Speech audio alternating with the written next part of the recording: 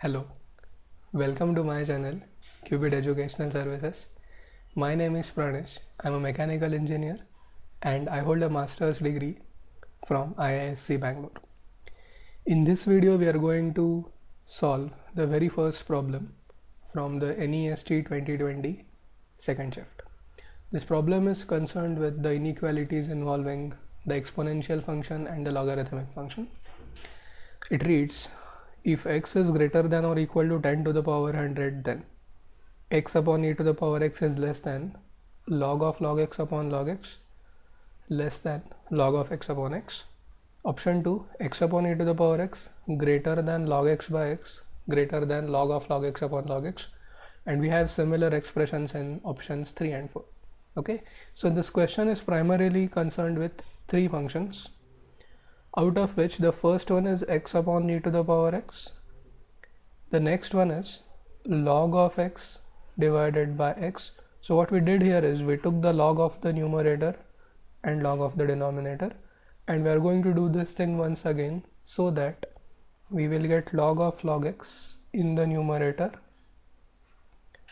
and log of x in the denominator.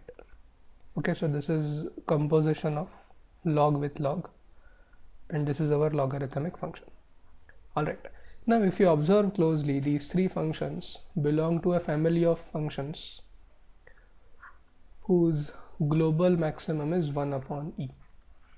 Okay, for example, if you go to x upon e to the power x, it reaches its global maximum as well as local maximum at x equal to 1, and thereafter it starts decreasing.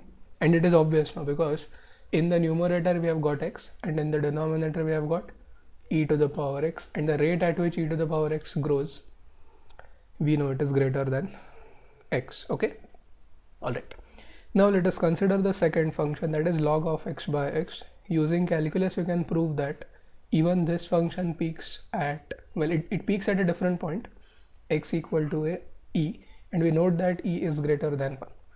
But nonetheless, the maximum value of this function also happens to be 1 upon e, and so is the case with the third one, log of x upon log of x.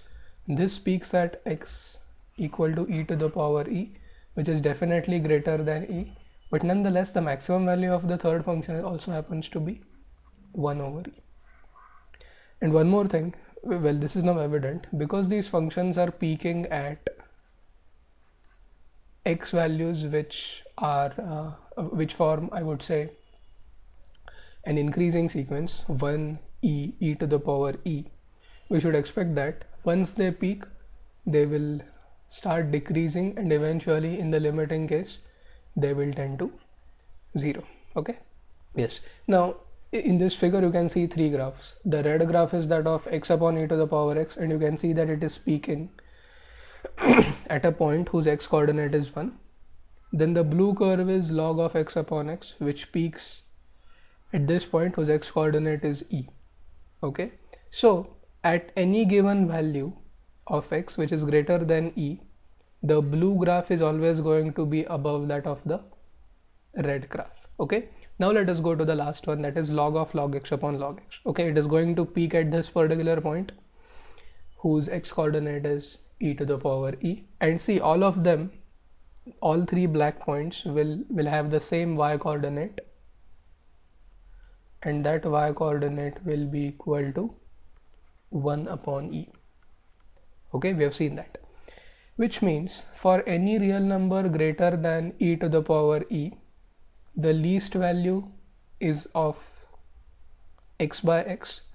After that we will be having the value of log x by x, and eventually, or the greatest value is going to be that of log x upon log x. Okay, which means if we are having x which is greater than or equal to 10 raised to 100, then what is the sequence of inequalities that we are going to choose? X upon e to the power x will be the least, then we will be having log of x by x, and then we will have log of log x divided by log x. Okay, that is because x upon e to the power x peaks earlier. Okay, the values that it is going to take after 1 will be the least. Okay, So let us go back to the question and choose the correct option, that is option 3.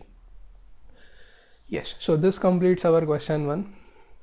You may check that all 3 of them indeed peak and have their local maximum at 1 upon e by applying the first and second derivative tests. Okay, so this is the first question. In our next video we will solve question number 2 from the same paper. Thank you for watching, and if you think my videos are helping you, please consider subscribing to our channel. Thank you.